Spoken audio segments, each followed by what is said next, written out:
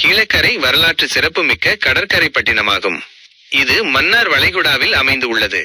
இக்கடற்கரை பட்டினத்திற்கு நேரெதிராக அப்பாத்தீவும் தென்மேற்கே பாளைய முனைத்தீவும் ஆனைத்தீவும் நல்ல தண்ணீர் தீவு சுள்ளித்தீவு உப்பு தண்ணீர் தீவுகளும் தென்கிழக்கே தளரித்தீவும் முல்லைத்தீவும் அமைந்துள்ளன. கீழக்கரையின் மேற்கே சின்ன ஏர்வாடியில் இருந்து கிழக்கே சேதுக்கரை வரையுள்ள பகுதிகளில் பாறைகள் சூழ்ந்து உள்ளது. இப்பகுதியில் பார்களுக்குள்ளே ஓரிடத்தில் மட்டும் சுமார் 150 பாகம் ஃபேத்தம்ஸ் அகலமுள்ள ஆழமான இடைவெளி பாதை அமைந்துள்ளமை குறிப்பிடத்தக்க இயற்கை அமைப்பாகும்.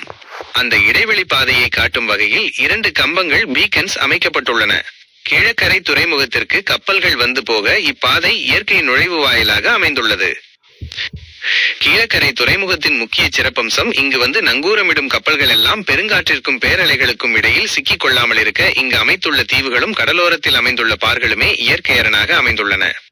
இது உப்பு தண்ணீர் தீவுக்கு அருகாமையிலும் நல்ல தண்ணீர் தீவுக்கும் ஆனைத்தீவுக்கும் இடையிலேயும் முத்துச்சிப்பிகள் கிடைக்கும் படுகைகள் அமைந்துள்ளன.